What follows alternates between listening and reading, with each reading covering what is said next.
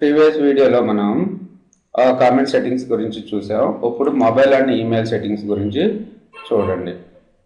So ఇక్కడ చూసినట్టయితే మీకు first post using the SMS by MMS add mobile device, ఇది మనం సెట్ చేయము. తర్వాత post using email, so publish email immediately. So ఈ సెట్టింగ్స్ ఏమి కూడా మీరు ఏమి చేంజ్ చేయకండి. సో ఇవి ఎందుకు యూజ్ అవుతుంది అంటే, ఈ బ్లాగర్స్ యాక్చువల్గా కొంతమంది ట్రావెల్ చేస్తూ ఉంటారు కదా, ట్రావెల్ చేసేటప్పుడు న్యాచురల్ ఇమేజెస్ పర్పస్ ఒక బ్లాగ్ క్రియేట్ చేసుకున్నాడు అనుకుందాం. అతను ఏం చేస్తాడంటే, మొబైల్లో ఫోటో తీయగానే ఆటోమేటిక్గా మెసేజ్ దీనికి సెండ్ అయిపోయేటట్టు పెట్టుకుంటూ ఉంటారు అనమాట.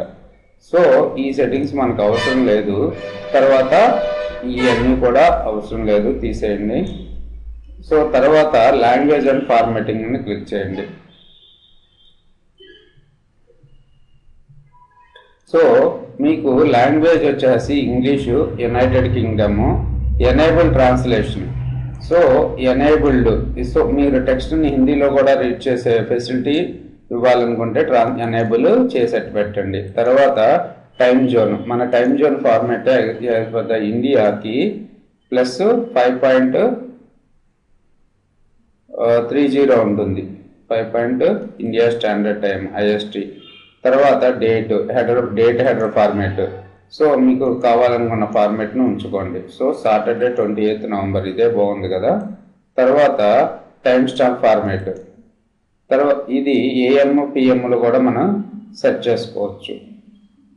ఇప్పుడు 12:52 AMI, సారీ, ఈ విధంగా టైంని కూడా సెట్ చేసుకోవచ్చు మీరు. 24 అవర్స్ ఫార్మాట్, ఈ ఫార్మాట్స్.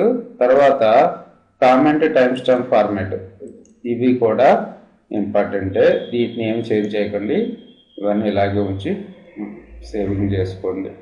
తర్వాత ఇంకా నెక్స్ట్ వీడియోలో సెర్చ్ ప్రిఫరెన్సెస్ గురించి చెప్తాను.